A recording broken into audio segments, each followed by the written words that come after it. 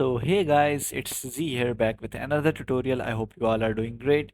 So yeah guys, today I'm gonna teach you how I make these shakes in CapCut. You guys have been requesting me quite a lot, like how I do them. Do I use any effect or anything? So yeah, this secret will be revealed today. And before I start the tutorial, I just wanted to tell you guys like I mostly come active in the VC in my brother's server. You can join it from the link in the description. And also don't forget to join my own server too. You guys can get quite a lot of editing material from there. I guess that's enough yapping. Now let's start. So guys, as you can see, I make these shakes with keyframes. I don't use any effect or anything.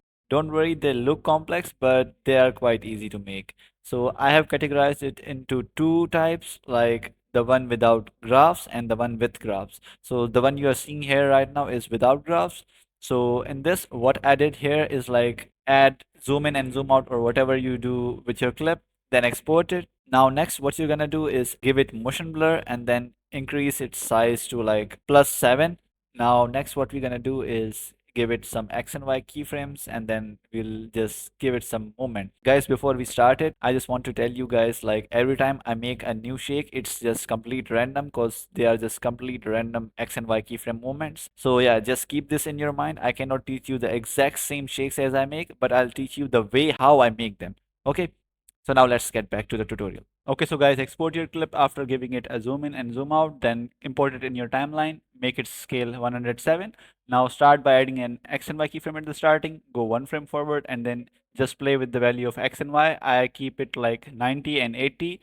So just do that, then go one frame more forward and then change it to minus. So basically, I don't know how to explain it properly here. So what I really do here is like just keep changing the value of X and Y. Like in the starting, I keep it between 90 or 80, then change it to minus at the next frame, then go a few frames forward and change it to like 0, then go a few frames more forward now, like 3, then I change it to like 30 or 50, and sometimes it's in minus, sometimes it's in plus. You guys can see like what I'm doing here. I'll just zoom in the X and Y portion here so you guys can see what I'm really doing here. And also next thing, as soon as you go more forward, just keep increasing the amount of frames and reduce the value of X and Y. Like in the starting, I kept it like 80 and 90, and right now it will be 30 or 20. So just keep that in mind.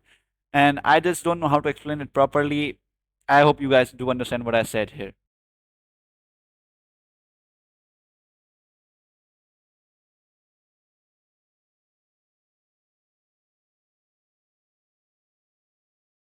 So as you guys can see, I have made this shake and it's just complete random. Every time I do it, it's just complete random things, random X and Y keyframes. So that's basically how I do it. I'll explain now how I copy paste it on other beats. So just select all of these keyframes. Now you see this white line. Wherever this white line is, it will paste there. So go at the starting of the next beat and then just copy and paste these keyframes. So that's just basically it, how I make these shakes without graphs. Now let's move on to the next shakes with graphs. Okay, so guys, for these other shakes, what you're gonna do is export your clip, but don't add zoom in or zoom out to it. Export it and import back again. Now give it zoom in and zoom out. But when the clip is zoomed out, make sure its scale is above 120 at least, because when we will give it X and Y movements, the borders will not look good if its scale is like 100. So make it at least 120, so then it will look good. So guys, start by opening the keyframe animation of this clip. Then what you're gonna do is add an X and Y keyframe at the starting of it. Then also at the next beat. After this, go at the starting of the clip, then go a few frames forward and add an X keyframe there. And now you can move it up or down like wherever you want.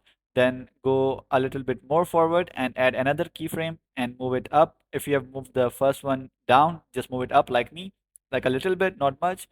Then if you want to add some Y movement to it too, you can add a Y keyframe anywhere. Like I'm just doing it randomly. You guys can just see like I usually make these shakes completely random. So now after this, what we're gonna do is add some graphs and keep this in your mind. You must add the middle graph to every keyframe. Then just play with the graphs like a little bit, move them up or down, and then you can just see the preview. Just keep playing it again and again. If it looks good, then it's okay. But you must give graph to like every keyframe. That will make it look better. Now you can see I have made this quick shake here. Like you can call this position shake too or anything else. Now you can just play with the keyframes and then you can just make anything from it. You guys can just do anything with these graphs, like just add graph to them or add any keyframe in between and just give it some random graphs, and each time you will see a different shake. So this is basically how I make the shakes in CapCut. I hope you guys did understand what I'm trying to say here. I'll just give some more examples of here, like what I did in this recording. So you guys just watch that and try to understand like what I'm trying to do there. See you guys next time in another video. Till then, bye bye.